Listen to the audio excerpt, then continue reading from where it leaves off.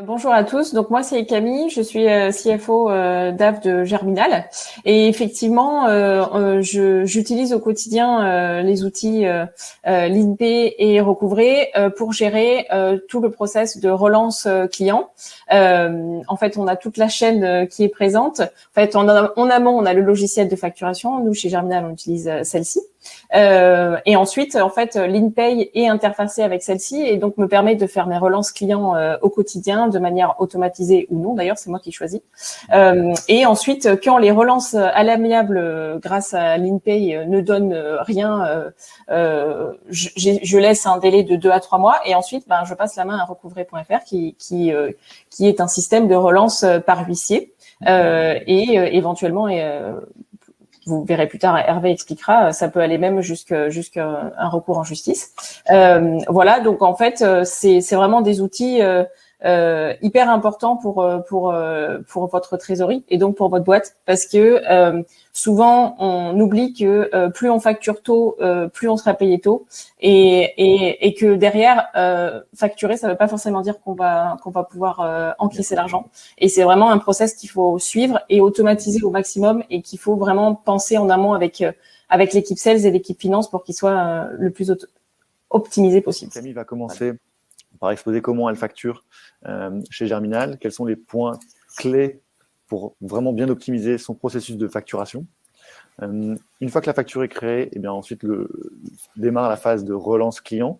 Donc là, je prendrai le relais pour donner quelques clés sur comment relancer ses clients, quelles sont les bonnes méthodes et quels sont les bons moyens de paiement à proposer à ses clients.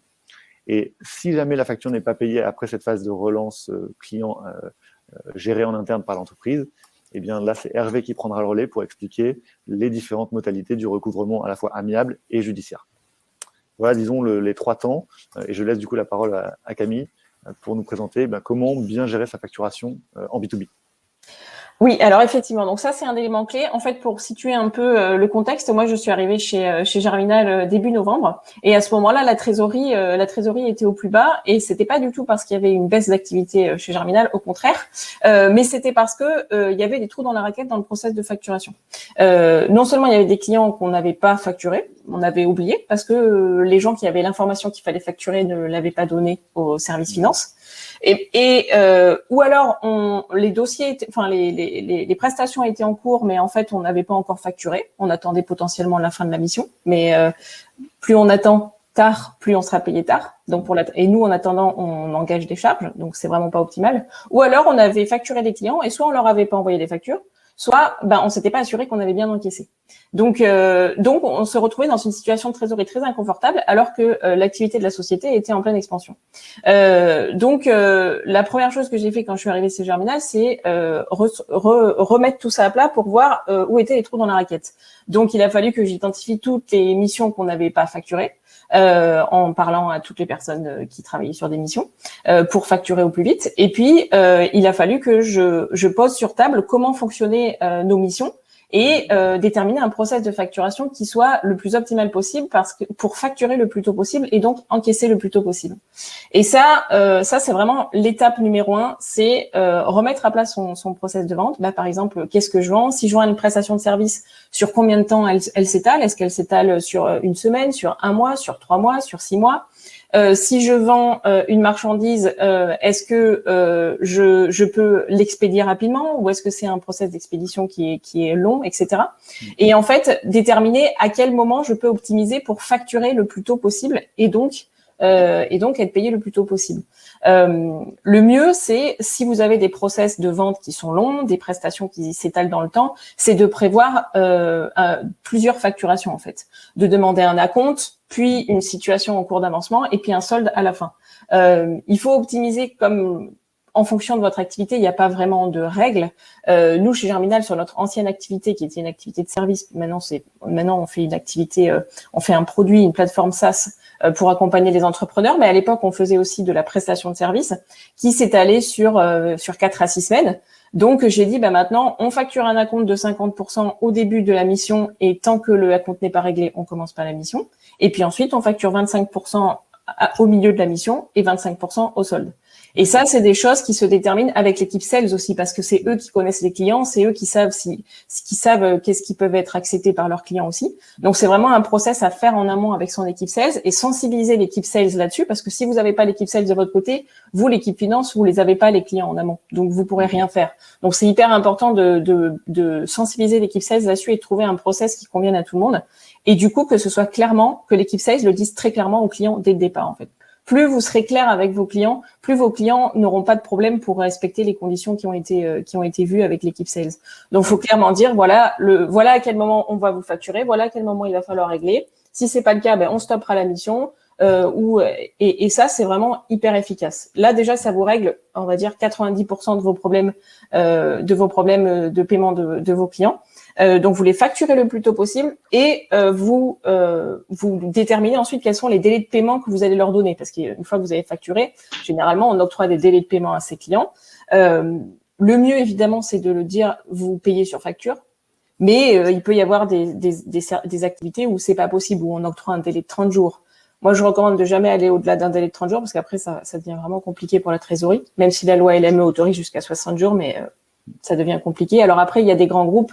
La plupart des grands groupes, c'est pas vous qui allez leur imposer les délais de règlement, c'est eux qui vont vous l'imposer. Et souvent, c'est 45 jours ou 60 jours. Mais ça, vous pourrez rien y faire. Mais sur les autres clients, les autres types de clients, vous pouvez très bien aussi exiger votre propre délai de règlement. Et il faut que l'équipe sales en parle en amont et que ce soit mentionné dans vos conditions générales de vente, que le client signe au moment où il s'engage avec vous. Et comme ça, c'est très clair dès le départ et vos clients vont voilà, dans 90% des cas, vous n'aurez aucun problème avec vos clients, vous avez été clair avec eux dès le départ, ils vont respecter. 10% restants, là, c'est là où on passe dans les potentiels problèmes où le client, soit, alors c'est très rare que vous ayez un client de mauvaise foi quand vous l'avez prévenu dès le départ. Ça peut être un client qui se retrouve face à des difficultés de trésorerie qu'il n'avait pas prévues, il peut pas vous payer. Et là, c'est là qu'intervient vraiment le process de relance et de suivi de vos factures clients. Et c'est là que j'ai voulu un outil qui puisse automatiser les relances parce que s'il faut tout faire à la main, aller dans son logiciel de facturation, voir quelles factures ne sont pas réglées, etc., ça devient vite un enfer.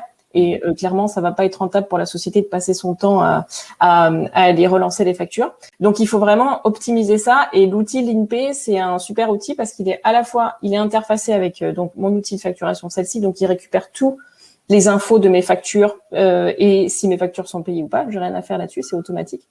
Et ensuite, voilà, il y a Socrate va vous en parler, mais il y a des tableaux de bord exactement pour savoir, on peut paramétrer en fait ses propres relances, etc. Enfin, je vais pas rentrer dans le détail, Socrate va le faire, mais c'est très pratique pour savoir exactement quel client a payé, quel client n'a pas payé, comment les relancer.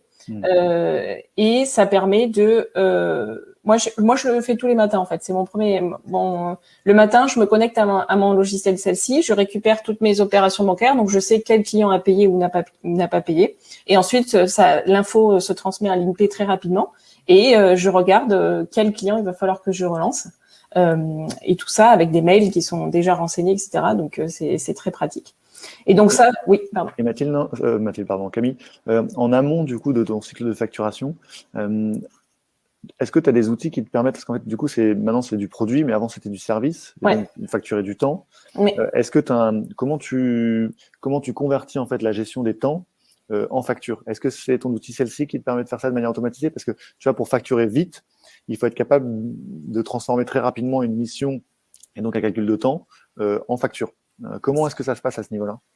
Alors nous à l'époque en fait c'était mission était packagée pour c'était pas on facturait pas au réel les heures en fait c'était okay. La mission ça va avoir telle équipe telle durée et c'est tel prix. Donc on n'avait pas ces problématiques de suivi des temps. Par contre, on avait effectivement des problématiques de bien identifier toutes les missions qui étaient en cours pour être sûr de bien les facturer, parce que ça il y avait eu des trous dans la raquette.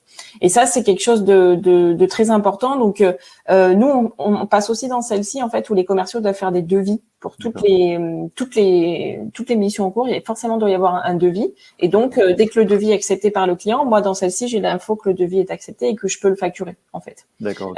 Mais ça n'empêche qu'il peut quand même parfois encore y avoir des trous dans la raquette avec des éléments qui manquent. Et là, c'est vraiment, c'est pareil, c'est vraiment à voir avec l'équipe sales et les équipes opérationnelles, mettre en place un process effectif pour être sûr que l'équipe finance, enfin, l'équipe administrative a bien l'info de quand facturer et comment facturer. Et ça, c'est un travail de longue haleine, c'est tous les jours. Même si vous mettez en place des process, il y aura forcément à un moment donné une mission qui va passer dans les trous de la raquette. Donc ça, c'est hyper important de bien définir ça en amont et de trouver les outils qui puissent s'adapter à votre activité et à vos besoins. Et il en existe des multitudes d'outils là-dessus. Je peux pas forcément en recommander un en particulier. Nous, on utilisait l'outil Forest, par exemple, qui est un outil américain pour recenser toutes les missions en cours et savoir si elles étaient facturées ou pas. Ok, très clair. Voilà.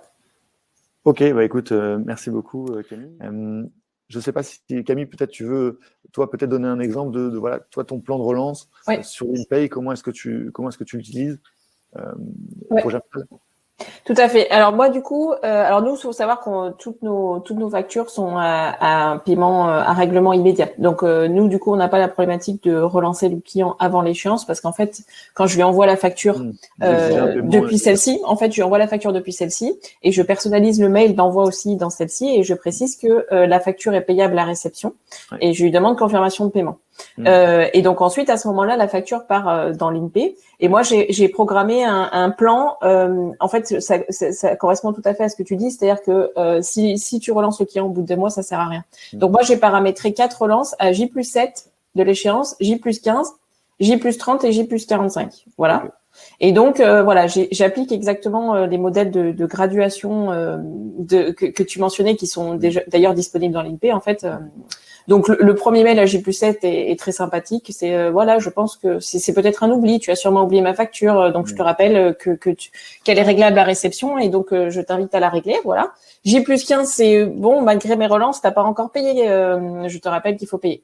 Et après, par contre, J+30, J+40, effectivement, là, je mentionne selon les modèles de l'INPE, je mentionne qu'il va y avoir des intérêts et que ça va potentiellement passer ensuite par des canaux légaux pour se faire payer.